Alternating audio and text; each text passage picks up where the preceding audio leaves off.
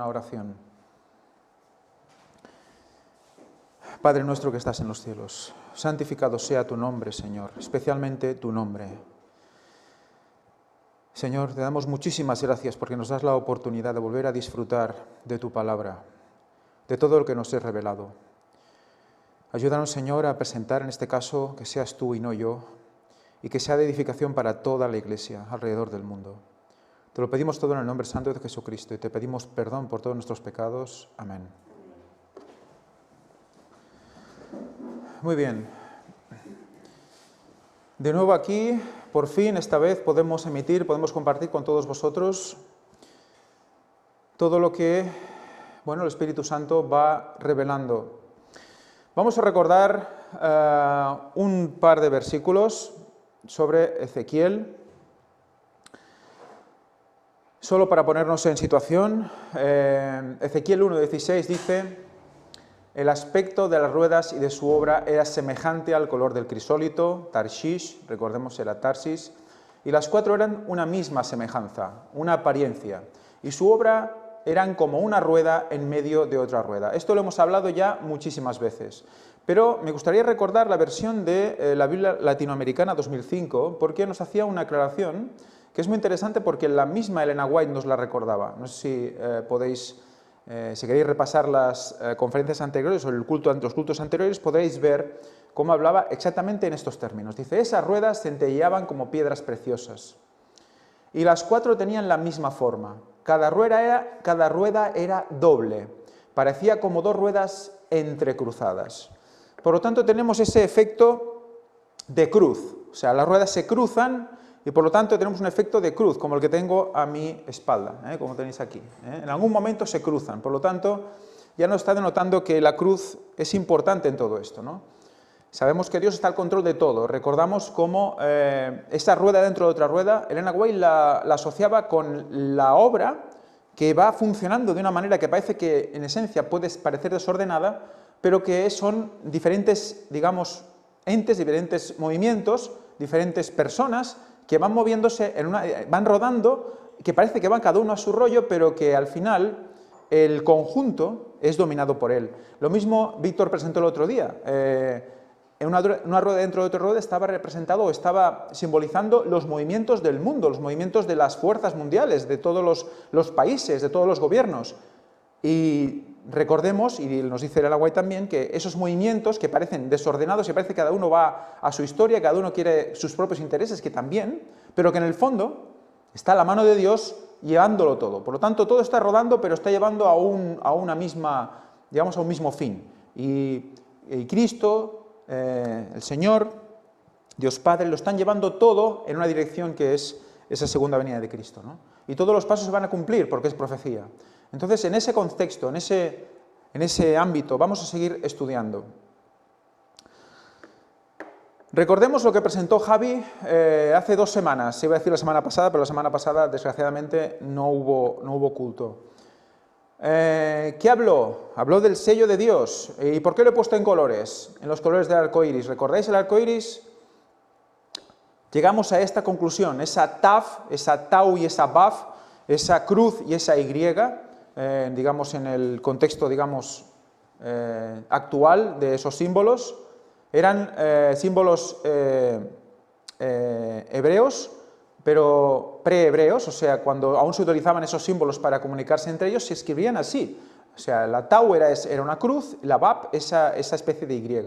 Y vimos que ese sello que en Ezequiel 9 se colocaba a todas aquellas personas que eran, digamos, selladas por el Señor, por ese ángel, por ese señor del tintero, vestido de lino, ponía esta señal, la taf, en la frente. Y vimos como ese arco iris era lo que reflejaba el brillo de la corona del Señor, el brillo del trono, o sea que ese arco iris representa la presencia de Dios, ¿no? En todo relacionado con ese sello, que al final recordemos que también es, evidentemente y por esencia, el sábado mismo. Eso está en nuestras frentes, ¿no? Nos mostró también esta imagen y tiene que ver el sello de Dios, entonces, con la paz de Dios. Hay toda una serie de de conferencias, de cultos que Víctor ha presentado al respecto de la paz de Dios y tengo entendido que va a seguir con ellos en breve. ¿Tiene que ver el sello de Dios con la paz de Dios? ¿Tiene que ver el sello de Dios con el momento de la venida de Cristo? ¿Tiene que ver la paz de Dios con la venida de Cristo? ¿Con ese sábado, con ese séptimo milenio? ¿Tiene que ver eso? Creo que todos sabemos que sí. ¿Y por qué lo he puesto en colores también? Porque evidentemente tiene algo que ver. Lucas 19 del 41 al 44. Y cuando llegó cerca, al ver la ciudad, lloró sobre ella. Está hablando de Cristo, acercándose por el este a Jerusalén, desde Jericó, diciendo: si también tú conocieses y de cierto en este tu día lo que es para tu paz, mas ahora está oculto a tus ojos. ¿Qué tenía que conocer el pueblo para su paz? Vamos a ir leyendo. Porque vendrán días sobre ti, cuando tus enemigos te rodearán con vallado y te sitiarán. Recordemos, también Javi presentó esos lirios que rodeaban al huerto, como salen cantares, ¿no? ¿Quién eran esos lirios? Las trompetas, ¿verdad? O sea que también tiene, quieras o no, esa connotación. Sabemos que aquí está hablando del año 70, de ese cómo la ciudad iba a ser rodeada y sitiada por los romanos. Pero sabemos que esa Jerusalén desobediente, también está representando ¿a quién? A la denominación desobediente, al pueblo de Dios que no obedeció. Por lo tanto, atentos a todo esto también. ¿Y qué me estás diciendo entonces? ¿Que los lirios también es Roma? ¿Que es Babilonia? Vamos a ver de eso más adelante, hoy no, otros días. Cómo esa Babilonia se entrecruza también, ese concepto. Lo vamos a ver, ahora mismo no voy a entrar en ello, pero lo dejo caer. Dice, y te derribarán a tierra y a tus hijos dentro de ti, y no dejarán en ti piedra sobre piedra, por cuanto no conociste, ¿qué? El tiempo de tu visitación. Por lo tanto, ¿qué es lo que es para tu paz? ¿Qué es lo que es para tu paz? Conocer el tiempo de tu visitación. Dice, si lo conocieras hoy en tu día, en este tu día, en ese momento, el sitio de los romanos, ¿no? También en este caso, ¿qué hemos dicho? Esa Jerusalén desobediente, que va a ser cercada. ¿Qué pasó en ese momento en el año 70? Los desobedientes se metieron en el templo y dijeron, templo de Dios es este, ¿no? Él nos protegerá, nos quedamos dentro de lo que es la estructura del templo, de la casa construida con piedra, ahí dentro y ahí no nos van a hacer nada. ¿Y qué pasó? Absolutamente todo lo contrario. Llenaron de fuego el interior y murieron quemados todos en su interior. Me quedo en la denominación, este es el templo, este es el lugar donde nos reunimos todos. No tiene por qué ser el lugar correcto. Hay que ver si está diciendo lo correcto. ¿Qué es para tu paz? En ese momento los que estaban dentro del templo estaban predicando, mira, estamos rodeados, es momento de irnos, ahora que se han ido, ahora que Roma se ha separado de Jerusalén, se ha ido hacia atrás, se ha retirado el sitio, que era la señal que tenían que conocer. Cuando la vieron, ¿salieron de Jerusalén? No, se quedaron y dijeron, no, aquí en el templo no nos va a pasar nada. Pues algo está pasando. Y tenemos que reconocer que aquellos que están predicando la verdad presente están metiendo a ese Jerusalén desobediente en su propio templo.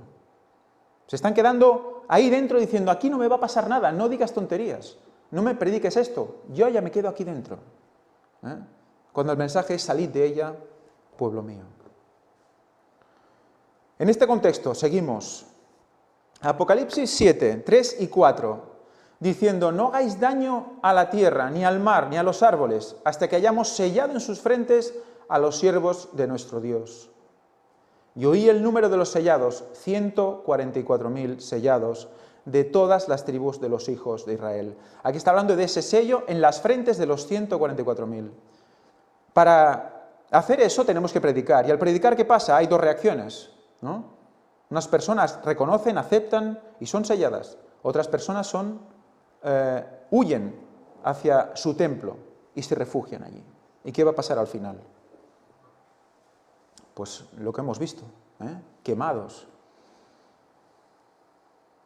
Hay un texto paralelo a este, y es Apocalipsis 14:1. ¿Qué pasa en Apocalipsis 14?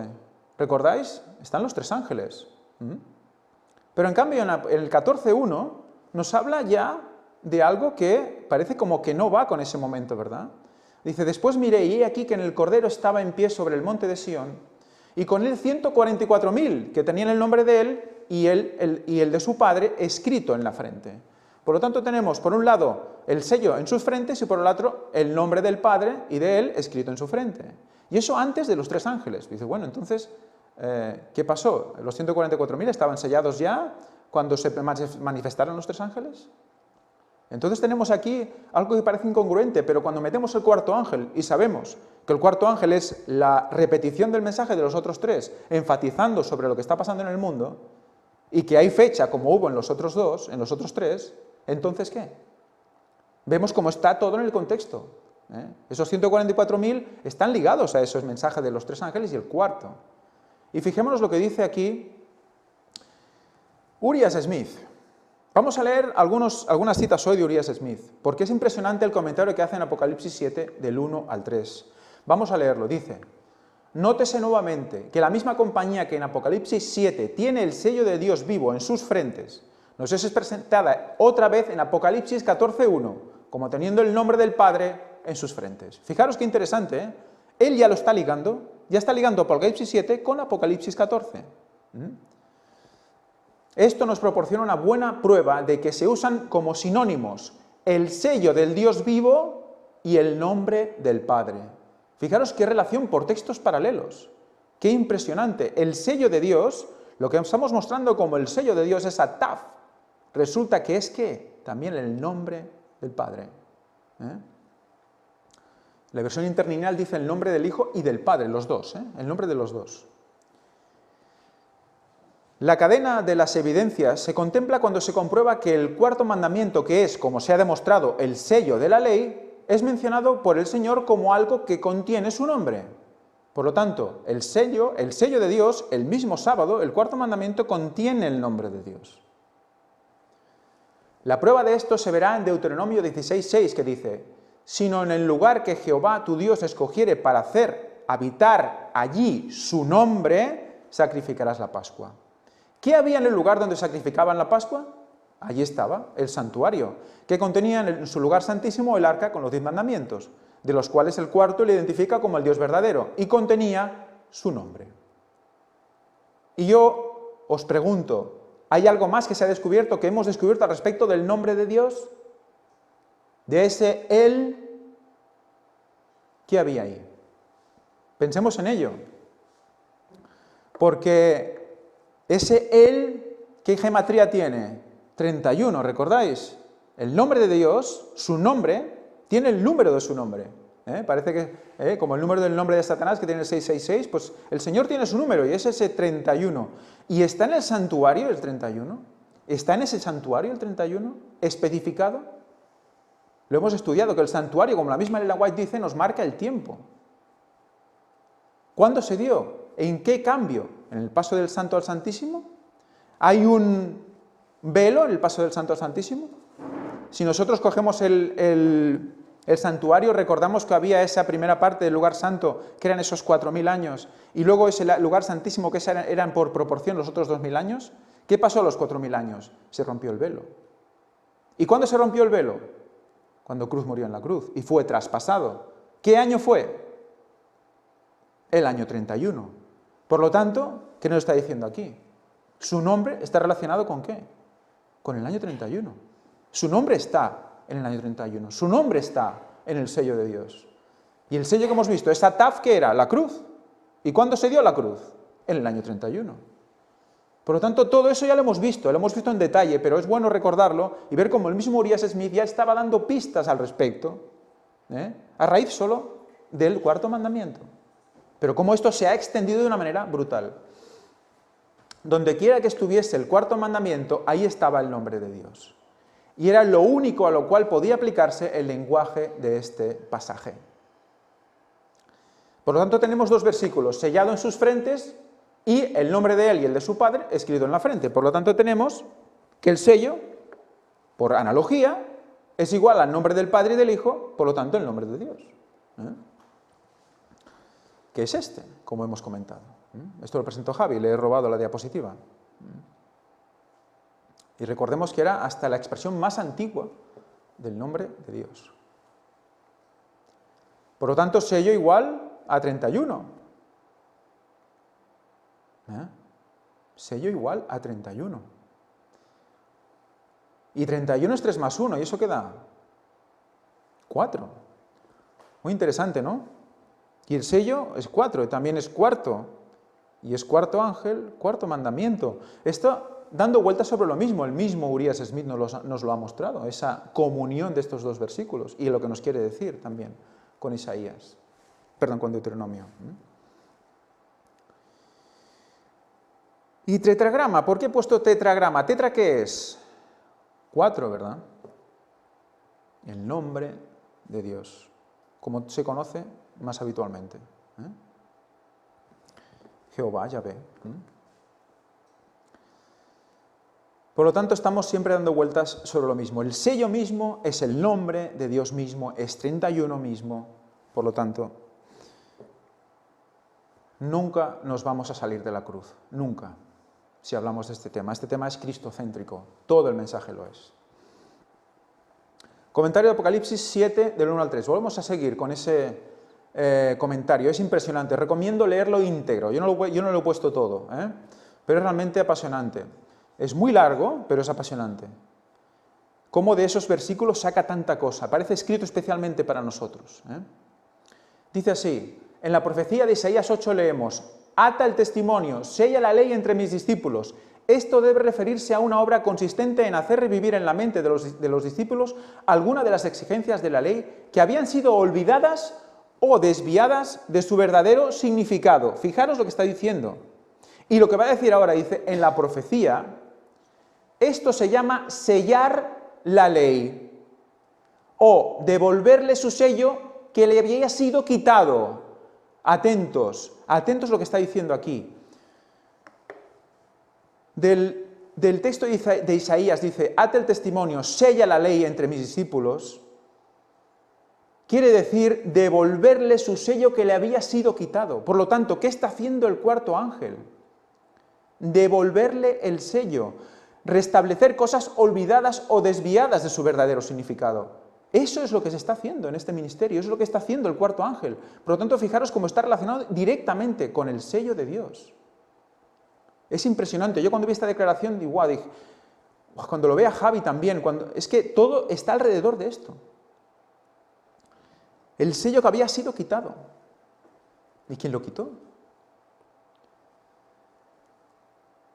Seguimos con el comentario de Apocalipsis 7, del 1 al 3. Dice, el sellamiento. Atentos. Yo cuando leí esto también yo quedé, las cosas que hemos hecho sin saber y cómo Urias Smith ya lo estaba intuyendo y nos lo está certificando. El sellamiento. Ahora que hemos averiguado que el sello de Dios es su santo sábado, con el cual está identificado su nombre, estamos preparados para proceder con la aplicación de los pasajes que estudiamos. Las escenas introducidas en los versículos que consideramos, los 4 vientos que están por soplar para precipitar guerras y angustias sobre la tierra, y el hecho de que esta obra destructora sea refrenada hasta que los siervos de Dios estén sellados, todo esto nos recuerda cómo las casas de los israelitas fueron señaladas con la sangre del Cordero Pascual y pasadas por alto cuando el ángel recorrió el país para matar a los primogénitos de Egipto. Éxodo 12. ¿Recordáis cuando lo presentamos esto? ¿Y con qué lo relaciona? Dice, también recordamos la marca que ponía el hombre del tintero sobre todos aquellos que debían ser perdonados por los que seguían después con armas. Ezequiel 9. ¿Recordáis? Cuando estuvimos hablando de esa conexión, de esa tau, esa puerta, cómo se estaba pintando esa puerta, esa tau estaba representando la otra tau, cómo había esa conexión de señales, fijaros cómo él mismo lo conecta. Es impresionante, yo os jurar, no sé si se puede o no, o prometer, no lo sé, ya, pero os digo que yo no había leído este versículo, esta cita. Y fijaros cómo poco a poco el Señor va llevándonos al mismo lugar. Y más cosas que presentaré si Dios quiere al respecto de cómo los pioneros ya hacían cosas que estamos haciendo nosotros hoy. ¿Estamos reponiendo el sello o no? ¿Estamos restaurando el sello o no? Ya se puso el sello. Concluimos que el sello de Dios puesto sobre sus siervos es alguna marca distintiva o característica religiosa que los habrá de eximir de los juicios de Dios que caerán sobre los impíos en derredor suyo. ¿Qué juicios? También el de los vivos, ¿verdad? también el de los vivos. Identidad del ángel sellador. ¿Quién es el ángel sellador? De esto hemos hablado también. Fijaros lo que dice en Apocalipsis 14. La misma obra nos es presentada bajo el símbolo de un ángel que volaba por el medio del cielo con la amonestación más terrible que haya caído alguna vez en oídos humanos. Aunque hablaremos de esto más en adelante cuando lleguemos al dicho capítulo, está hablando de los tres ángeles, nos referimos ahora a su proclamación porque es la última obra, atentos, la última obra que se ha de realizar para el mundo antes de la venida de Cristo, la cual es el acontecimiento que viene después de aquella profecía, de manera que dicha proclamación debe sincronizar con la obra aquí presentada en Apocalipsis 7, del 1 al 3. ¿Qué está conectando? El ángel que predica esto, el ángel que está en Apocalipsis 7, ¿con qué? Con el ángel que tiene el sello de Dios vivo. En el 14 también. Pues el mismo que el tercero que Apocalipsis 14. Por lo tanto, dice que el ángel que tiene el sello de Dios vivo es el mismo que el tercero de Apocalipsis 14. Por lo tanto, él consideraba que en su tiempo se estaba cumpliendo esa profecía. El tercer ángel, ¿vale? ¿Pero qué está diciendo? Es la última obra que se ha de realizar para el mundo antes de la venida de Cristo. ¿Y cuál es la última obra? ¿En qué se convierte el tercer ángel justo antes de que Cristo venga? En el cuarto. Por lo tanto, está relacionando los conceptos del sello con el cuarto ángel. Y él, sin conocerlo, sin saberlo exactamente. Es realmente alucinante cómo lo conecta todo. Y ya cosas que hemos dicho aquí. Por lo tanto, este sello se tiene que volver a estampar, se tiene que volver a mostrar para que oremos para tenerlo. Pero hay otro sello. Hay otro sello. Esto Javi también lo presentó. Le he robado la diapositiva, porque cuando lo vi realmente fue revelador. Esa posición curva de esta cruz, de este Cristo que habla Víctor, a veces le denomina el Cristo esmirriado, ¿no? Cómo lo han pintado totalmente demacrado, ¿no? Cuando Cristo no era así. Por lo tanto, ¿a qué os recuerda esto? Nada más verlo. Yo cuando lo vi, rápidamente me recordó a esto. ¿Os suena este símbolo? ¿No? ¿Os suena este símbolo? ¿Y ahora os suena este símbolo? ¿Sí? ¿Tiene que ver la paz de Dios con el sello de Dios?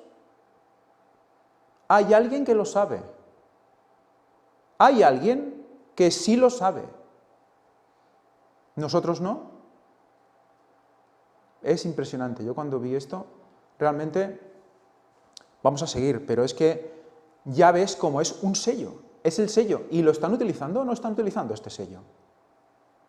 ¿La sociedad está usando este sello como la paz mundial? Lo que se busca como la paz, el desarme nuclear, que es como se inventó con este sentido. Para el tema del desarme nuclear. Por la posición de los marines en la N y la D, ¿no? Y fíjate cómo es algo que está utilizando toda la sociedad.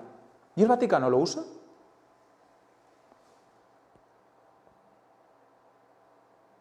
Entonces estamos en la paz de Dios con minúscula y paz entre comillas.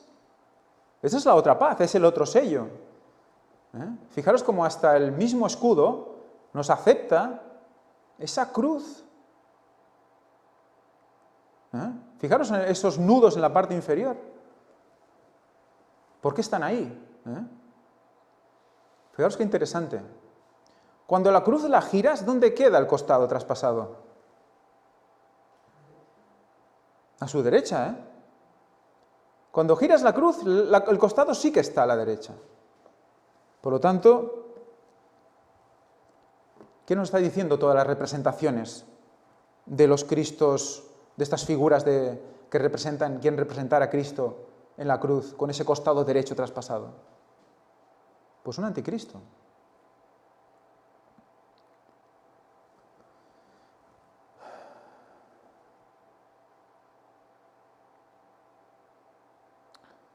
¿Y esto? ¿Cuántas puntas tiene ese escudo? Yo le veo 6. ¿Recordáis que representaba el candelero? ¿Qué representaba el candelero? Esa iglesia, ¿verdad? Con Cristo en el centro. Ellos también quieren ser la iglesia de Dios, ¿no? Quieren representar a esa iglesia. ¿Pero quién tienen en el centro? ¿Al anticristo? Pero hay otra cosa que representa esta cruz invertida, lo vamos a ver hoy. ¿Quién quiere estar en el centro de esa iglesia? ¿Y esto? Diréis, has buscado una imagen que lo englobe todo. ¿Dónde sale esta imagen? ¿A alguien le suena esta imagen? Víctor, ¿te suena esta imagen? ¿La has visto alguna vez? Vatican News. La buena política está al servicio de la paz. El mismo Vaticano reconoce el símbolo que representa la paz y lo marca englobando toda la tierra. ¿Y qué une a esto? Las palomitas. La paloma. ¿Y por qué? ¿Por qué la paloma? Fijaros, esta noticia es del 2018 y habla dice, el próximo 1 de enero del 2019 el Papa está abordando el tema de la buena política en el ámbito de la Jornada Mundial de la Paz. Ha sido publicado hoy el tema, acompañado por un comentario. La responsabilidad política pertenece a cada ciudadano y en particular a aquellos que han recibido el mandato de proteger y gobernar. Esta misión consiste en salvaguardar el derecho y fomentar el diálogo entre los actores de la sociedad, entre las generaciones y entre las culturas. No hay paz sin confianza, etcétera, etcétera. Todo esto es lo que ya Víctor está presentando ahora con poder. O sea, todo esto ya se está mostrando. Pero fijaros cómo utilizan esos símbolos. ¿El sello de quién? De Dios con minúscula. Esto era el símbolo del movimiento hippie, que era del movimiento, bueno, extraído del satanismo directamente. Coge el micro, Víctor.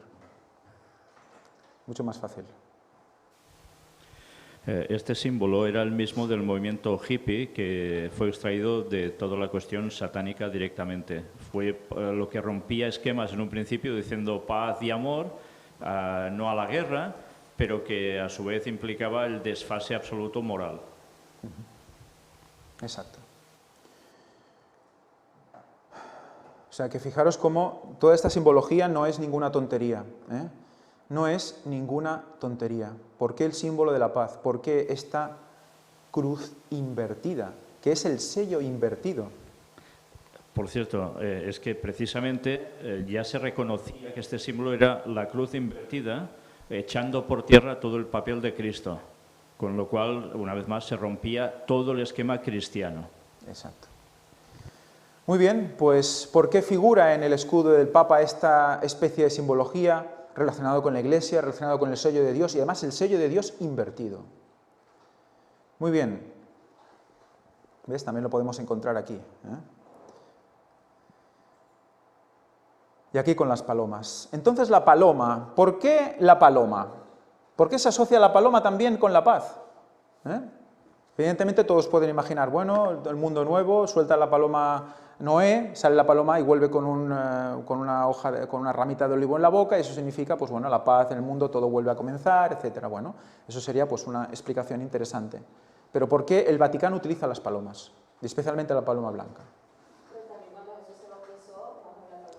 Aquí me dicen también que Cristo, cuando se bautizó, baja la paloma baja el Espíritu Santo en forma de paloma, y se muestra ante él. Entonces, el Vaticano le interesa este símbolo, le interesa. Entonces va a tocar un poquito las palomas. Y para eso vamos a recordar dos versículos de Cantares. Cantares 1.15 dice, «Cuán hermosa eres, amiga mía, qué bella eres, tus ojos son como palomas». Y dice, ostras, ¿ojos como palomas? Bueno, vamos a ver que quizás también tienen su sentido. Y luego en Cantares 5.12 dice, sus ojos, como palomas junto a los arroyos de las aguas, que se lavan con leche y la perfección colocados. ¿Quién habla en la primera y quién habla en la segunda? ¿Quién habla en la primera? ¿El esposo o la esposa? En la primera es evidente, ¿no? Dice, cuán hermosa eres, amiga mía, habla el esposo. Y en la segunda, ¿quién habla? Aquí no se ve tan claro, ¿verdad? Bueno, si leéis Cantares 5, vais a ver que es justo el lugar donde se describe al esposo. Se describe a Cristo mismo, con los anillos de Tarsis, con ese cuerpo como de zafiro, todo aquello que se explicaba, que hemos leído muchas veces y leeremos otra vez si Dios quiere. Si algún día puedo, si Dios lo permite, presentar Cantares completo, porque es algo espectacular, como una vez conocemos todo lo que conocemos, leerlo seguido es realmente apasionante. Pues vemos cómo ahí describe a Cristo, está describiendo todo, su pelo, sus ojos, sus manos, y describe todo eso, zafiro, Tarsis, Safar, ¿recordáis por el zafiro? Que era Safar, era España, y nos dice también los ojos como palomas. Fijaros que tanto ella como él tienen esa característica, los ojos como palomas. ¿Quiere decir esto que hay algo de él y de ella que es común? ¿Quiere decir esto que realmente la Iglesia, cuando se une con Cristo, están mirando con los mismos ojos? ¿Son los mismos ojos? Porque es algo que coincide en los dos, ¿eh? Los dos lo tienen. Vamos a ver más. Paloma. Paloma es el 31:27, que es Yoná. Probablemente de lo mismo que 31:96, paloma. Dice, aparentemente, por el calor de su apareamiento. No sé si os habéis fijado en las palomas, que constantemente, sobre todo por las mañanas, si alguien tiene la oportunidad en los tejados, los palomos van de bolido detrás de las palomas, constantemente. Siempre están pensando en lo mismo, ¿no? Pues resulta que ese fervor del apareamiento es lo que se relaciona con la paloma. Entonces, ¿no tiene que haber ese fervor en nosotros? ¿No tiene que haber esa unión con Cristo así? Recordemos que la relación sexual entre hombre y mujer representa eso, representa la unión entre Cristo y su Iglesia, ese apasionamiento, por lo tanto tiene que haber ese fervor en nuestros ojos también. Viene de 31:26, Yayin. Javi, ¿recuerdas esta palabra? La presentaste en el último culto y hablaba de la bodega, ese lugar, la casa de vino, ¿verdad? Pues Yayin es eso. Significa efervescer. Vino como fermentado, por implicación intoxicación. Mira, fijaros qué curioso una cosa como se puede unir a la otra, tanto una cosa como la contraria. Efervescer es cuando fermenta, genera gas, y por lo tanto como que crece, ¿no? Es una manera de movimiento, ebullición, ¿no? Es algo que no se queda quieto. También se relaciona con banquete, bebedor, embriaguez y libación, mosto y vino. O sea, puede representar tanto una cosa como la otra. Fijaros, libación, ¿qué es libación? Pero también tiene un cognado, esta palabra que es yak, que también le presentó Javi la semana pasada, el culto pasado, y que se escribe por error de transcripción por 30:27, que es mano o costado. Por lo tanto, está relacionando la libación, que ahora veremos lo que es, con el costado. Y el vino, ¿qué representa el vino? La sangre, ¿verdad? Libación, la vemos aquí en la RAE. Acción de derramar vino u otro licor en honor de alguna divinidad. Acción de libar. En este caso, gustar un licor. Más adelante, entre los antiguos paganos, ceremonia religiosa que consistía en derramar vino u otro licor en honor de los dioses. ¿Dónde se derramaba todo este vino, todo este líquido? ¿Dónde se derramaba? ¿Lo sabéis? Se derramaba en el suelo. Esencialmente se tiraba al suelo. Por lo tanto, fijaros cómo el Señor en la cruz derrama toda su sangre. ¿Y dónde va a parar? Al suelo, de entrada al suelo. ¿Qué pasaba con los corderos cuando eran sacrificados? ¿Qué se hacía con toda la sangre del cordero? Se derramaba al suelo alrededor del altar. ¿A qué estaba recordando esto? A la muerte de Cristo. Es la verdadera libación. ¿Qué hacían los paganos? Imitar esto. ¿Qué hacía Satanás? Imitar esto. ¿Y qué se hace con el mosto cuando hacemos la Santa Cena? El sobrante. También se derrama en el suelo. Exacto. El mosto en la Santa Cena, en lo que está el comentario de Víctor, se tira también, el que sobra. O sea, fijaros cómo es algo que vuelve a la tierra, ¿no? Va a la tierra. Y vamos a ver este concepto, quedaros con él porque nos va a ayudar a comprender más cosas también sobre el tema de las palomas y qué representa las otras palomas, que también vamos a ver. Por lo tanto, tus ojos como palomas. Fijaros en la paloma, si veis la forma de la paloma, sobre todo cuando está encogido el palomo, tiene esa forma como de pecho ancho y esbelta en su extremo, que nos puede recordar quizás a la forma de un ojo. O sea que también el hecho de que se describan los ojos como palomas no es un mal sentir, no es una mala descripción. Incluso paloma e incluso tórtola y paloma pues son muy parecidas, y también las tórtolas son más bellas incluso que las palomas, tienen unos coloridos muy interesantes, bueno, unos tonos de gris con negro y tal, muy bonitos. Y bueno, también tenemos al ojo. Y dice los ojos como palomas. Pues curiosamente, ojo es ayin, ¿vale? Y resulta que paloma es yoná, que viene de yayin. Y ayin y yayin suena mucho, ¿verdad? Son muy parecidos. Resulta que una está dentro de la otra. Si miramos libación y miramos ojo, miramos vino o miramos ojo, estamos hablando de dos palabras que comparten una terminación. Y es curioso que estemos hablando ojos como palomas y que ese ojo esté ligado a esa paloma, ¿no? A esa libación. Entonces, esto lo presenté ya hace mucho tiempo, y no sé si Víctor lo recordará, muchos años, bueno, muchos años, claro, hace muchos años, sí. La verdad es que soy mayor, sí. Hace muchos años, cuando lo presentamos, creo que en su casa, que hablé del costado traspasado de Jesús, no, de la madera del arca, y hablamos de los pozos y de los ojos como fuente de luz. Pues hablé también relacionado con el costado traspasado por la forma del ojo que tiene. Si os fijáis en el ojo, tiene una forma muy especial. No recuerda nada. Un ojo abierto no recuerda nada. Y voy a hacer algo que a lo mejor a alguno le puede parecer desagradable, pero es que en cuanto lo hice lo recordé que estuve hablando de esto hace mucho tiempo. Y fijaros cómo volvemos aquí. Ojo y libación unidos en la misma frase. Ojo y derramamiento de sangre. Es la misma llaga en sí misma, el costado traspasado de Jesús. Por lo tanto, ¿cómo no era de recibo que los dos tuvieran los ojos como palomas? Tanto el marido como la esposa, tanto Cristo como su iglesia, ¿cómo no? Porque los dos están mirando ¿qué? Y del ojo sale agua también. Por lo tanto, tenemos esa llaga, ¿no? Tenemos el agua y la sangre. De sacrificio para los pobres, en Exacto. sustitución, porque no podían tener otro cordero o demás. Exacto. O sea, que fijaros lo interesante. Por lo tanto, ojos humildes también. Esa humildad, ¿no? Porque también con lo que podían iban los pobres, ¿no? Entonces, ¿para qué fueron creados nuestros ojos? Para mirar el qué. Para mirar el qué, para fijarnos en qué. Pues es evidente. Es evidente en qué tenemos que fijar nuestros ojos. En el costado traspasado de Jesús, para poder estar en ese sello, para que ese sello esté en nuestras frentes, para que el nombre de Dios esté en nuestras frentes.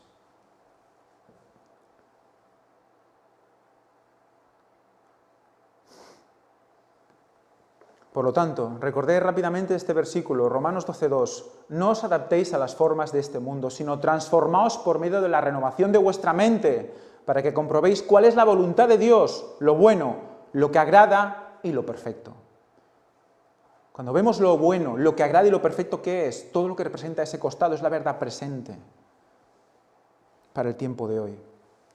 Elena White que dice, al contemplar a su Dios, el profeta Isaías, pues Isaías lo he puesto yo para entrar en contexto, como Saulo de Tarso frente a Damasco, no solo una visión de su propia indignidad, o sea, no tuvo solo eso, sino que penetró en su corazón humillado la seguridad de un perdón completo y gratuito y se levantó transformado.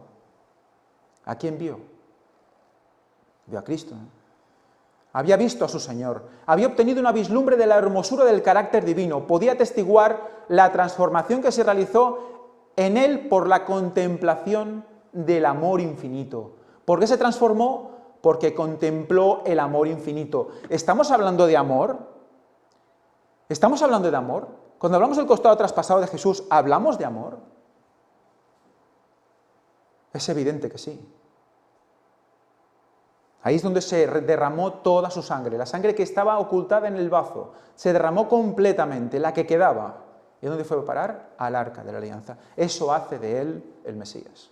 Eso identifica a Cristo como el Mesías. Así Elena White también nos lo muestra. O sea que debemos contemplar con nuestros ojos ese sacrificio, esa llaga. Pero hay otra paloma. Hemos visto que antes había también... vaya, se me ha pasado.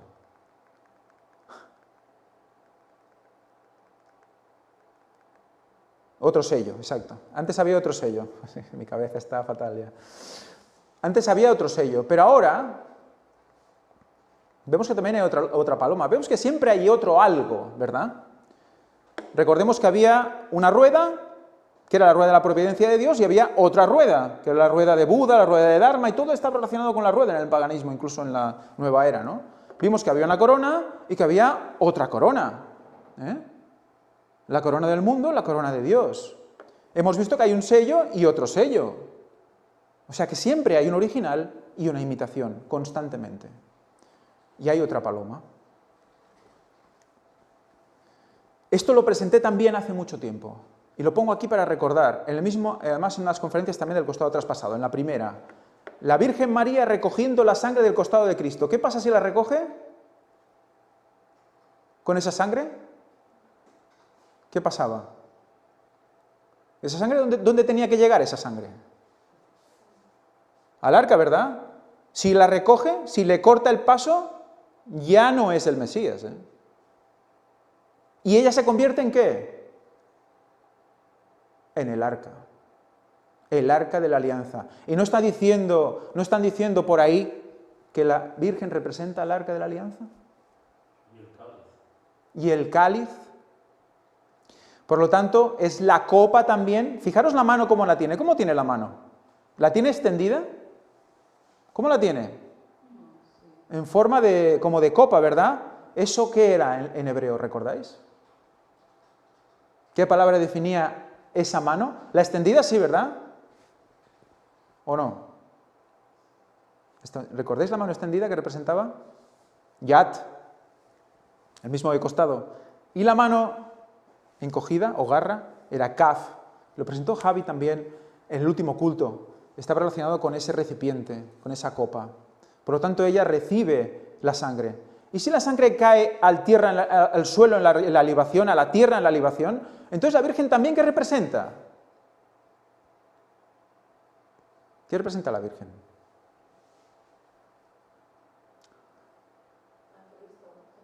Si cae al suelo, ¿la Virgen qué representa? También, si está recibiendo la sangre de Cristo. El suelo, ¿verdad? Y dices, ¿el suelo? ¿Y por qué el suelo? ¿El suelo qué es? La tierra, ¿vale? Entonces, si ella recibe la sangre de Cristo, también es la tierra. ¿Y quién es la madre tierra? Entonces, ¿qué tenemos otra vez? Fijaros solo con ese gesto, la de cosas que está representando la Virgen María. Y que si no hubiéramos presentado todo lo que se ha presentado, veríamos esto como una curiosidad. Y fijaros que es el único lugar donde está traspasado Cristo por la izquierda. No he visto muy pocas veces más traspasado a Cristo por la izquierda en un pantocrátor o un tipo de ilustración católica. Y encima que la ponen por la izquierda, cuando la ponen por la izquierda le cortan el paso.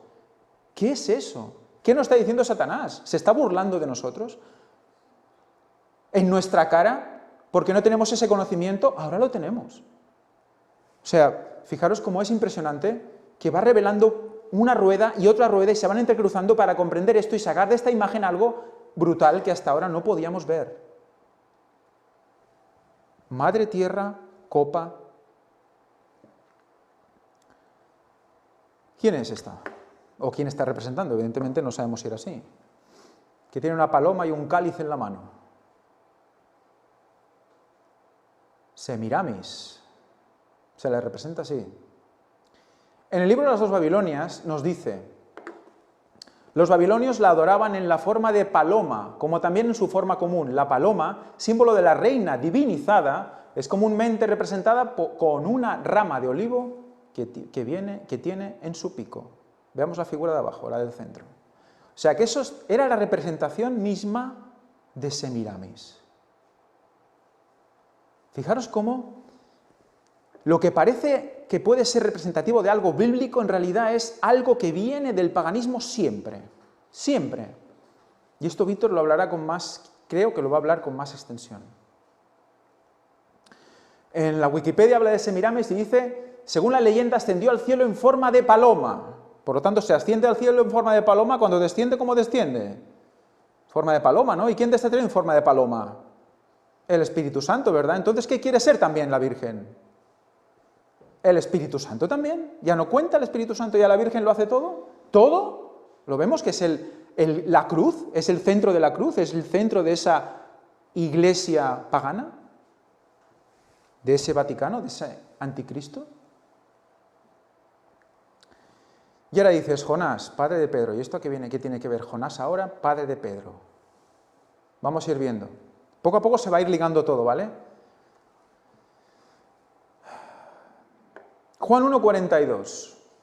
Quiero que miréis vuestras Biblias, Juan 1,42. Porque es probable que no digan lo mismo que dice aquí. Y le trajo a Jesús, y mirándole Jesús dijo, tú eres Simón, hijo de Jonás. Tú eres llamado Cefas, que quiere decir Pedro. En todas vuestras versiones pone Jonás.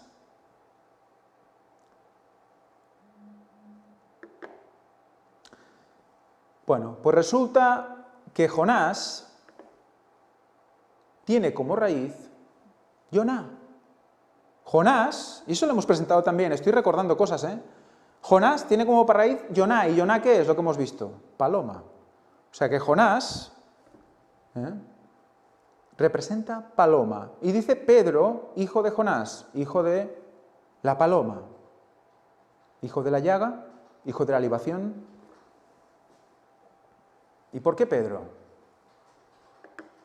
¿Quién le pone el nombre?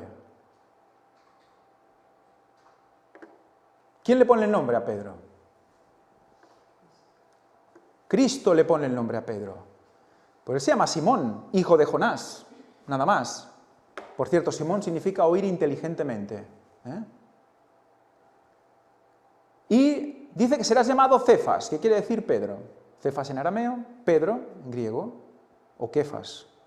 Es él, es Cristo mismo el que le pone Pedro. Y dices, ¿por qué le pone Pedro? Que es confusión, porque luego le dice, y eres tú, Pedro, que yo soy la roca, y hay esa confusión. ¿Por qué no le pone otro nombre? Para que no haya confusión. ¿Por qué le pone Pedro? Muy interesante esto, vamos a verlo. Pero ahora hablamos de Jonás, o Yona, la palabra, ¿no? Vais a ver que en todas las versiones bíblicas que he encontrado, en algunas pone Juan y en otras pone Jonás. Yo sé que alguna latinoamericana pone Juan y en otras Jonás. Y hay como una especie de digamos, debate sobre si es Juan o es Jonás en el mundo bíblico. Y aquí tenéis más versiones. Juan, Jonás, Juan, Jonás, Juan, Jonás, y no acabas de ver el entramado. Pero hay unos comentarios al respecto, porque parece ser que incluso, si leemos aquí justo antes del recuadro, esto está sacado de comentarios del Evangelio según San Juan, esto es una web, nos habla de diferentes autores. Y vemos antes del recuadro, dice, según Robert Bob, James Utley, la diferencia en Juan 1,42 entre los dos nombres del padre de Simón Pedro se debe a que algunos manuscritos antiguos contienen la palabra Juan, mientras que otros registran el nombre de Jonás, como la mayoría de los posteriores manuscritos griegos. Por lo tanto, resulta que la mayoría de los manuscritos antiguos recogen el nombre de Juan, pero los manuscritos griegos ya posteriores recogen el nombre de Jonás.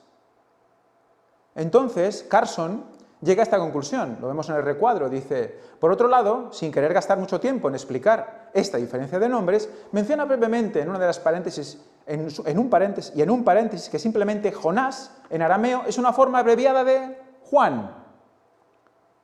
Fijaros, Juan, Jonás, una abreviatura de Juan. Porque Juan es Yohanan, en griego, y sería como Johan y Jonás, ¿no? Carson, Pilar, bueno, ese es el autor. Dice, en un poquito más generoso, Andreas J.S. Kostelberger es un poquito más generoso al explicar estos nombres. Dice, el griego subyacente en hijo de Juan, transcribe el arameo y puede abreviar hijo de Johanán, arameo para Juan. Sería como una abreviatura aramea para el nombre de Juan. Por último, es también posible que el padre de Pedro y Andrés simplemente había tenido dos nombres diferentes, Juan y Jonás, que también es una posibilidad. Cualquiera sea la posibilidad, es muy interesante que Pedro sea hijo de Jonás y se corresponde a hijo de Juan. Libación, llaga, hijo de Jonás, hijo de Juan. ¿Qué quiere decir? Juan, sabemos que hay un Juan muy interesante relacionado con el cuarto ángel, ¿verdad? ¿Cuál es? Juan el Bautista, ¿verdad?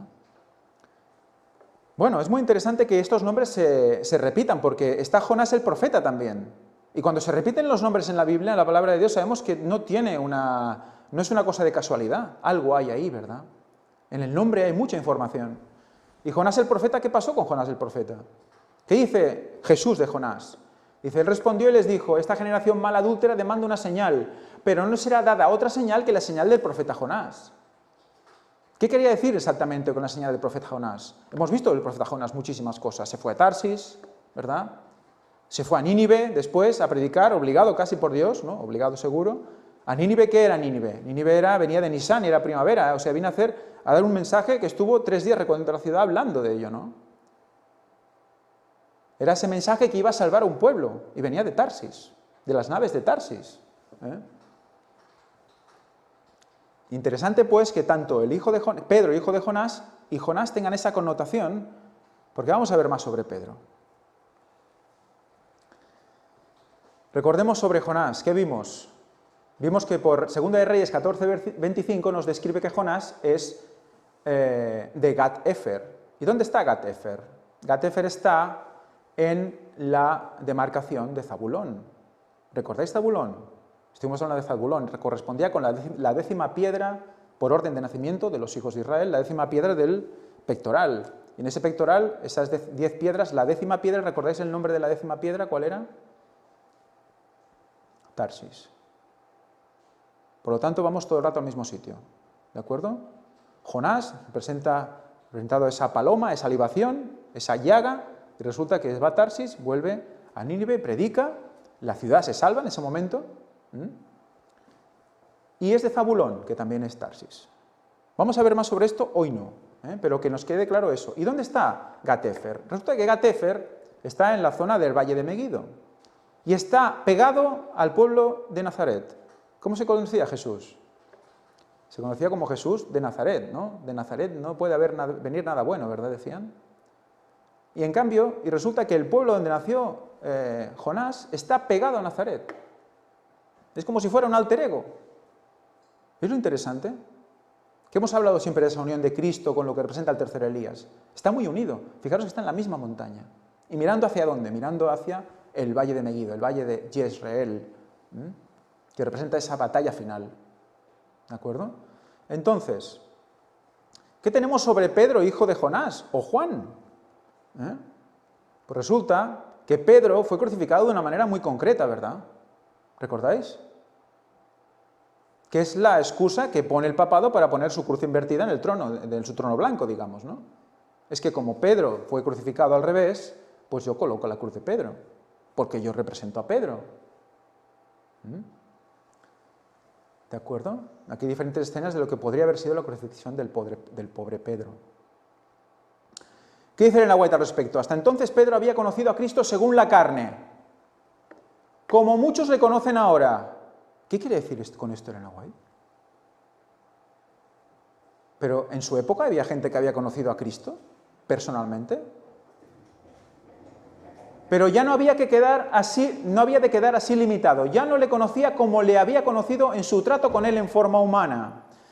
Fijaros, eso quiere decir conocerle según la carne. Conocer su trato con él en forma humana. ¿Qué se está diciendo ahora de Cristo? Está diciendo que su naturaleza ¿cómo es? Como Adán, ¿cuándo? Después de pecar. ¿Por qué está diciendo Elena White todo esto? Como muchos le conocen ahora. Solo le conocen a nivel humano. ¿Pero a nivel de Dios lo conocemos? Fijaros cómo esto se está repitiendo hoy día, Solo ven la parte humana y quieren que sea humano, rebajarlo a la humanidad. ¿Por qué? Dice, Pedro le había amado como hombre, como maestro enviado del cielo, ahora le amaba como Dios. Esa es la diferencia. Pedro ahora le amaba como Dios. Había estado aprendiendo la lección de que para él Cristo era todo en todo. Eso falta. Ahora estaba preparado para participar de la misión de sacrificio de su Señor. Cuando por fin fue llevado a la cruz, ¿quién? Pedro. Fue, a petición suya, crucificado con la cabeza hacia abajo. Él lo pidió. Pensó que era un honor demasiado grande sufrir la misma manera en que su maestro, sufrir de la misma manera en que su maestro había sufrido. Él pidió girar la cruz. Y de la humildad y de lo que sufrió el pobre Pedro se aprovecha el falso Pedro. Porque vemos que hay un Pedro verdadero y un Pedro falso, ¿sí o no? O el sucesor de Pedro falso. Porque ¿hay un sucesor de Pedro verdadero?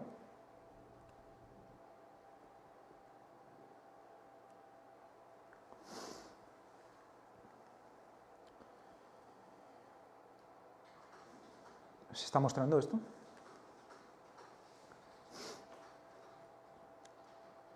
¿Hay un sucesor de Pedro verdadero? Aquí tenemos una representación del escudo donde hay una serie de cruces que no sé si os habéis dado cuenta. ¿Os habéis fijado en estas cruces? ¿Las habéis visto?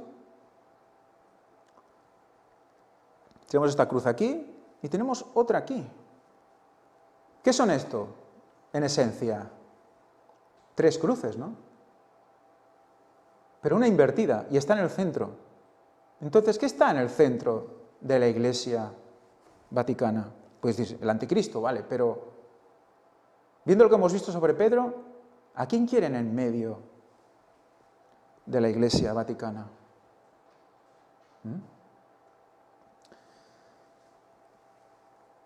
¿Dónde se mostraron 3 cruces en la palabra de Dios?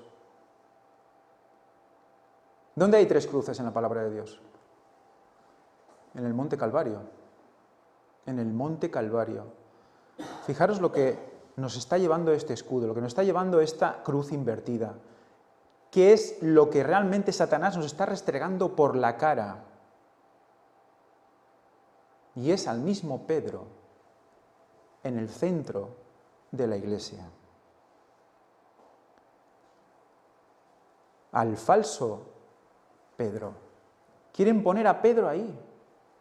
El pobre no quiere estar ahí y le quieren poner ahí, en el centro, porque él, el Papa, dice que es sucesor de Pedro y dice: yo soy infalible, por lo tanto soy representante de Dios en la tierra, debo estar en el centro. ¿Pero el centro de quién es? Es de Cristo. O sea, fijaros ese juego constante. De acuerdo, es anticristo, la cruz al revés es anticristo, vale, eso lo podemos dejar como, mira, es satánico. Pero resulta que cogen el concepto de Pedro también para él. Se asocia al concepto de Pedro, jefe de la Iglesia. Pero él como centro, no Cristo como centro, él como centro. Por lo tanto, hay una degradación de la paz de Dios. Es una paz, entre comillas, de Dios con minúscula, con Pedro, entre comillas, en el centro. Y yo también te digo que tú eres Pedro, y sobre esta roca edificaré mi iglesia, y las puertas del Hades no prevalecerán contra ella. ¿Quién habla aquí? Jesús, ¿verdad? Y le dice: tú eres Pedro. ¿A quién le llama Pedro? A quien le puso el Pedro. Le podía haber puesto Antonio o yo qué sé, otro, ¿no? Y le puso Pedro. Y dices: ¿y esta confusión ahora por qué aquí? Se le podía haber ahorrado. ¿Por qué? ¿Por qué esto? Y tú eres Pedro, y sobre esta roca edificaré mi iglesia.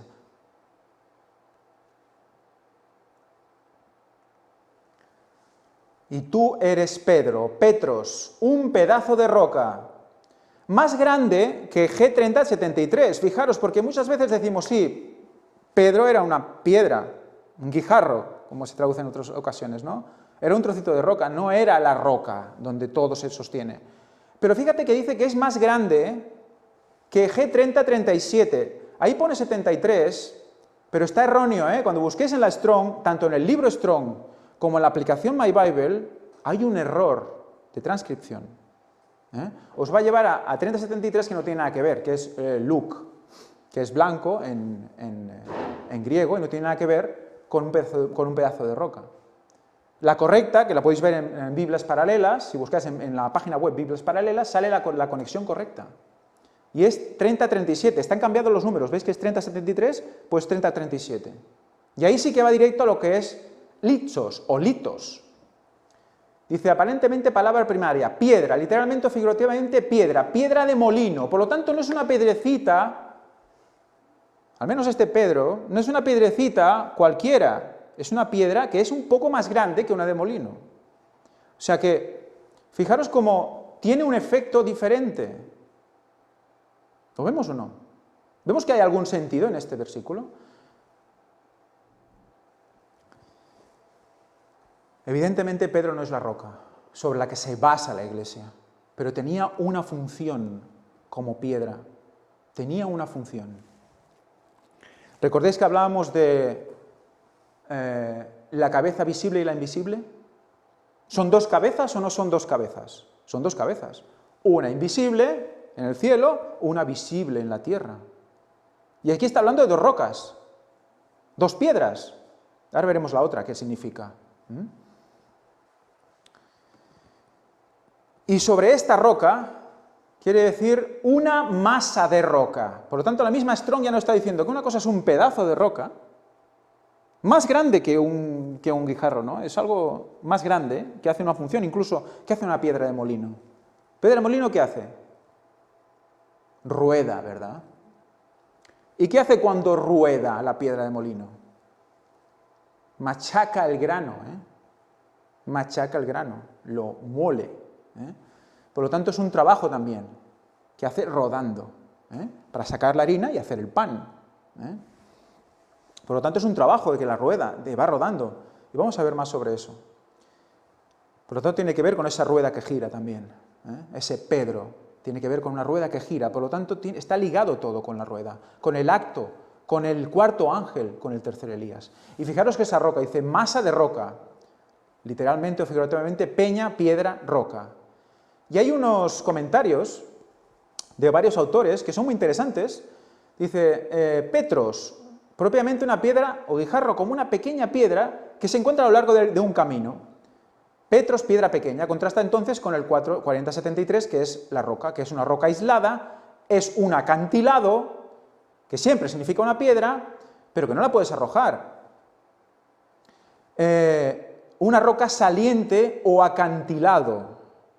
Entonces, claro, es muy diferente un canto rodado, como aquí vemos que Elena White nos lo recuerda, vamos a leerlo, mas yo también digo, tú eres Pedro. ¿Y qué dice de Pedro? Significa canto rodado.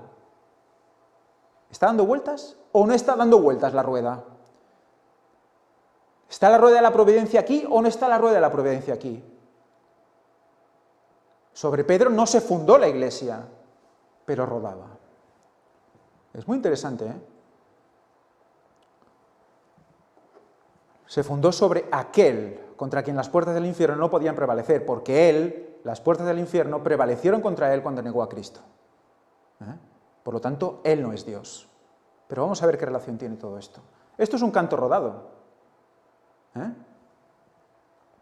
Tenemos que imaginar un canto rodado, pero grandote. No un acantilado como este. Esto es una roca saliente, un acantilado sobre el cual pueden haber personas. Esto es claramente la grafía de lo que sería Cristo. Sostiene a la Iglesia. ¿Quiénes son las personas de arriba? Bueno, es una suposición, es simplemente una dramatización. ¿Quiénes representarían las personas que están sobre la roca? La Iglesia. En una rueda de molino o algo superior, ¿puedes meter ahí toda la Iglesia que se sostenga? No. Pero en un acantilado, en una roca saliente, gigantesca, ahí puedes meter gente, claro que sí. Y aguanta, y no se rompe, ni se cae. Por lo tanto, eso es el soporte. Pero dentro de ese grupo hay una piedra que gira, ¿vale? Que va haciendo su juicio, que va haciendo su trabajo. Es ese canto rodado, que es Pedro. Por lo tanto, ¿por qué Jesús le llama Cefas Pedro? ¿Por qué? Le llama a eso. A mí siempre me ha llamado mucho la atención que sí, de acuerdo, evidentemente uno es uno y otro es el otro, pero ¿por qué le llama a Pedro y genera tanta confusión? Porque Pedro representa a quien representa. Los dos son piedras, pero una sostiene a la otra. Una sostiene a la otra. Entonces Cefas, Kefas, nombre de Pedro, roca hueca, peñasco roca, roca hueca. Al tanto con esto, que viene de kafaf, curvar, abatirse, adorar, caer, inclinar, imprimir. Y su cognado, uno de los cognados es, y esto Javi lo presentó también en el último culto, o sea, veamos cómo las ruedas se entrecruzan constantemente. Yo os aseguro que no tenía pensado llegar así aquí, no tenía pensado esto, pero es impresionante cómo todo se va uniendo, se va cruzando constantemente. Dice kaf, hueco de la mano o palma.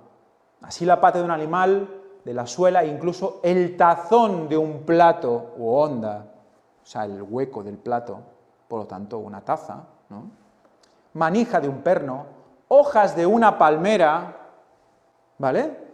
Por favor, ¿me puedes enfocar, Fanny? Hojas de una palmera, por lo tanto se ve la curva constante, está hablando de curva, kaf quiere decir curva, la mano curva, la palmera curva, hojas de una palmera. ¿La palmera os suena de algo? ¿Hemos tocado la palmera? Hemos tocado la palmera. ¿Quién era la palmera que estaba en medio del desierto ahí dando esos frutos, esos dátiles? ¿Representaba el tercer Elías? ¿Recordamos eso?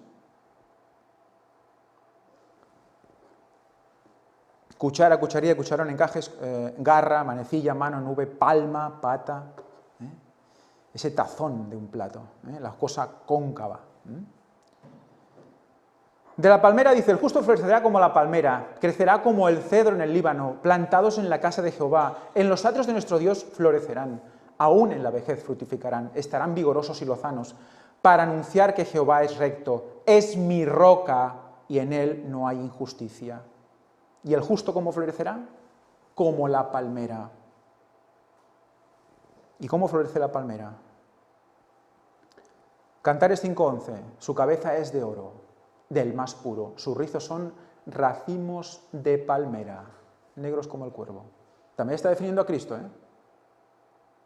Está definiendo a Cristo también, ¿Pero qué dice aquí? ¿Aquí de quién está hablando? Del justo florecerá como la palmera, de la iglesia.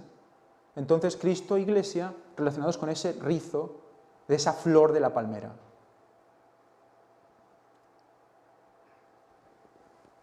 Por lo tanto, otra vez esa unión y esa, digamos, entrecruce de entre Cristo y su Iglesia, entre Cristo y el tercer Elías, y ese mensaje final, constantemente. Aquí tenemos un tronco de palmera.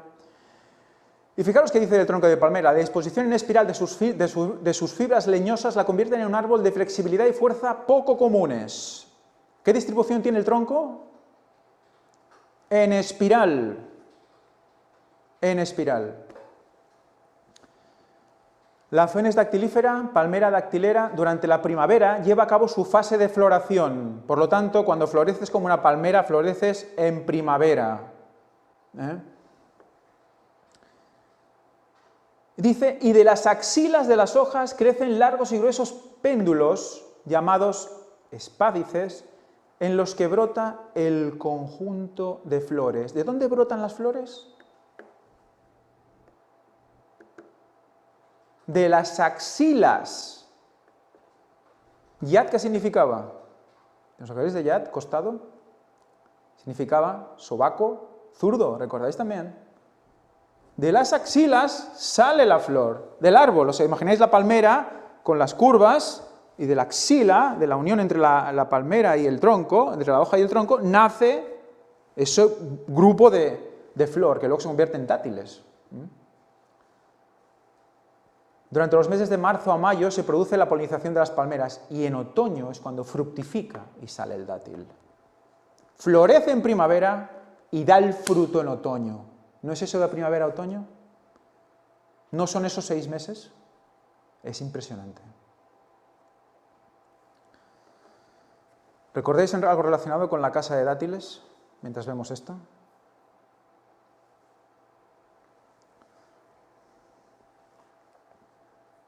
Betania, casa de dátiles, al este de Jerusalén. ¿Qué pasaba en Betania? Jesús se reunía con sus amigos. Jesús se reunía con sus amigos. Ahí le recibieron cuando llegó desde el este. Y todos juntos lloraron desde el Monte de los Olivos. Por lo tanto, ese pueblo de Dios elegido es el que salid de ella, sale a recibirle a Betania, a la casa de dátiles, que significa Betania, la palmera. Ahí es donde debemos estar. Volvemos, serás llamado Cefas, pero también dice tazón, y tazón de un plato es una taza, es una especie de copa, de base cóncava. ¿Recordáis esto? Hablamos de ese, digamos, receptáculo grande, el mar de bronce, que recibe el agua y luego la distribuye. ¿Quién es ese mar de bronce? ¿Recordáis, Era una piedra hueca, era el fondo de un plato, esa piedra está hueca y puede recibir algo, porque está hueca, puede llenarse de algo, ¿verdad? Lo que está lleno ya no se puede llenar, ¿verdad? Los que saben, los que tienen conocimiento y dicen yo ya lo sé todo, no se pueden llenar del agua del conocimiento, nada pueden recibir, pero el que está vacío, el que se siente vacío, ¿va a recibir o no va a recibir? Sí, ¿verdad? Por lo tanto, tenemos un bidón grande y otros pequeñitos. Tenemos un mar de bronce grande y otros pequeñitos que hay unos bueyes que alimentan. Que vimos que ese era el movimiento del tercer Elías, todos esos que representan a los que van alimentando al pueblo. Por lo tanto, un mar grande alimentando a vasijas más pequeñas, que básicamente son pues copas, recipientes, vasos, ¿de acuerdo? Es muy interesante porque esto lo estoy hablando pensando en lo que Javi presentó, porque es muy importante que las ruedas se crucen, que se vean todas las ruedas. Y aquí volvemos a ver, hay otro cognado de Kaf, y es kipá. Misma raíz, kipá. ¿Nos suena kipá? Y ahora se está cerrando el círculo, ¿vale? La rueda se está cerrando, ¿vale? Aguantar un poco más que se cierra. Kipá. Hoja de palmera, también. Fijaros, otra vez. ¿Pero kipá os suena de algo la palabra kipá? ¿A alguien le suena la palabra kipá? ¿Veis que son las mismas letras en griego? En hebreo. Si os fijáis, como aquí lo está definiendo la Wikipedia. En hebreo, esas letras, las veis aquí, son las mismas. Es la misma palabra. ¿Kipá qué es? El sombrerito que llevan los judíos y el Papa. ¿Y qué significa para ellos? Cúpula, parte superior. ¿Por qué la llevan? Es una pequeña gorra ritual usada tradicionalmente por los varones judíos y últimamente aceptada también por las corrientes no ortodoxas para uso femenino. La costumbre de llevar kipá no proviene de un precepto o mandamiento propiamente dicho, a diferencia del chal ritual, etc. Dice, aunque se ha arraigado con el correr de los siglos al punto de convertirse en uno de los atributos más emblemáticos del judaísmo. Aún así, sus orígenes son igualmente milenarios y se remontan al Talmud. ¿Simbolizando qué? Fijaros atentamente, simbolizando la necesidad de tener presente en todo momento que Dios está por encima de los hombres. Mujeres y cosas. Por lo tanto, ¿a quién representa esa kipá? A Dios. Representa la cobertura de Dios sobre nosotros. En el servicio del templo de Jerusalén, los sacerdotes Kohanim tenían prohibido llevar la cabeza descubierta. Este es uno de los orígenes de esta costumbre. ¿Y esto es una kipá?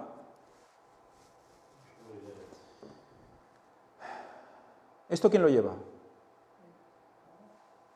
Esto lo lleva el Papa, Y es lo mismo, ¿no parece? Entonces, ¿proviene o no del mundo fariseo el Vaticano? Lo hemos dicho más de una vez, cómo degeneró, y el tema del mundo fariseo, el fariseísmo se fue convirtiendo, bueno, degeneró, de hecho, más que degenerar, se concentró, digamos, ¿no? Fue cambiando y llegó hasta el punto de tener lo que tenemos ahora, ¿no? La iglesia apóstata por excelencia. De hecho, esto en verdad es adoración solar por el círculo y puesto en la cabeza, en la parte occipital. No sé si recordáis lo de la glándula pineal y cómo entraba la piña por allí.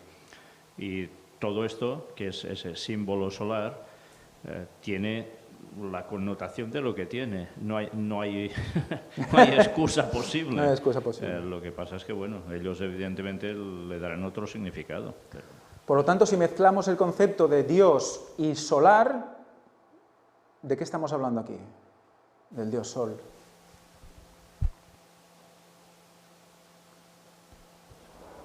Un momentito, que tenemos un problema con el micro.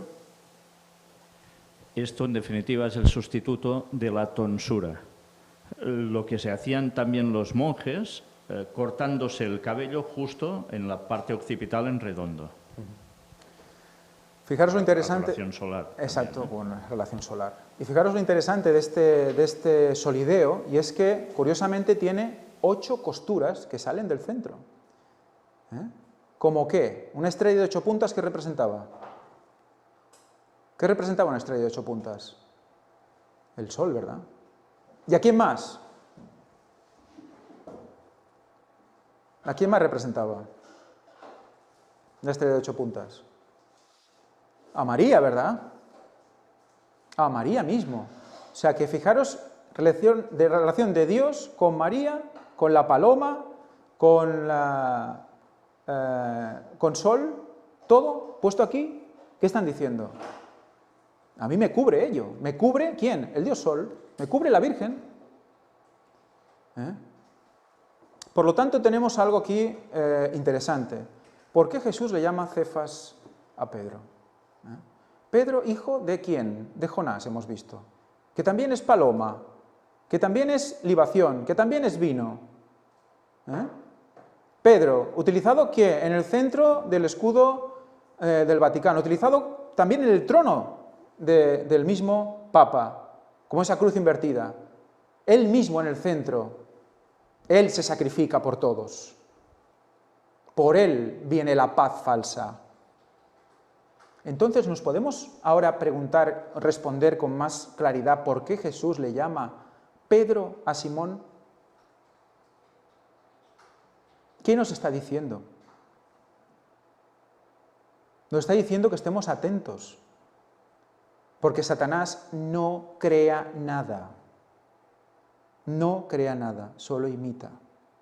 Por lo tanto, ¿quién es en la tierra entonces una copa, una palmera o una piedra hueca que puede recibir ese agua que puede luego repartir al resto? Creo que está claro. Creo que está muy claro. Y con este tema vamos a seguir más adelante. Pero antes quiero mostrar algo. Recordé lo que dijo Javi. Javi dijo, en el próximo os voy a hablar de la otra copa, la que está por arriba. Y yo digo, ¿y eso?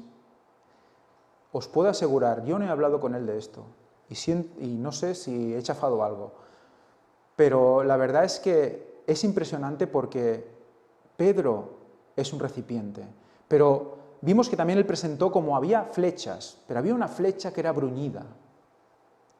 Y de la misma manera tenemos una copa especial que recibe el mar de bronce, que también es bruñido, por cierto, ¿no? Bronce bruñido, ¿no? Que recibe el agua y la reparte a través de los bueyes, a través del tercer Elías. Es alguien especial. Pero ¿hay otros vasos también? Sí, hay vasos también, pero no todos son esa copa. Igual que había muchas flechas, pero no todos eran esa flecha, la flecha bruñida. O sea, es muy interesante esto, porque habla Cristo, habla la Iglesia, perdón, habla la Biblia de esos vasos de barro, ¿verdad? Todos somos vasos de barro, que se pueden, en un momento dado que estás ahí y tú no te puedes quejar a tu Creador, ¿no? Eres creado por Él. Todos somos recipientes, pero hay un recipiente especial. Y fijaros cómo Él lo sabe, el falso Pedro lo sabe, por eso también se coloca el solideo. Está representando la parte superior. Yo estoy en el centro, yo me pongo mi cobertura, Yo soy el falso Pedro cubierto por la paloma, cubierto por Semiramis, cubierto por la Virgen, cuando hay un verdadero Pedro, que es un recipiente especial, con una cobertura real. Fijaros qué interesante. Yo creo que aquí está representado todo. Y veremos más sobre Pedro, pero no hoy. No hoy. Me gustaría que nos quedáramos con ese concepto. Paz verdadera, paz falsa. Sello verdadero, sello falso. Pedro en medio del sello falso. Cuando hay un verdadero Pedro en el sello también verdadero, con el sello verdadero. Hay el nombre de Dios en la frente de los que están salvos. En los otros no está el nombre de Dios. Por lo tanto, tenemos que reconocer el sello y reimplantarlo, como hemos visto que decía Orias Smith. En eso estamos. Dios nos siga bendiciendo en esto. Oremos pues.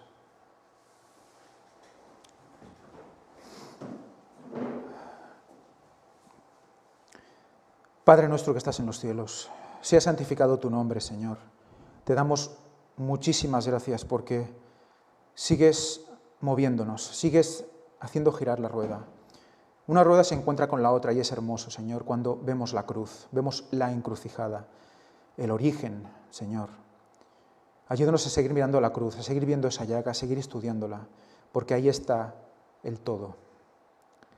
Ayúdanos a no ver solo la carne, sino a ver más allá, a Cristo como Dios, como todo lo que está llevando, con la mano que mueve todo.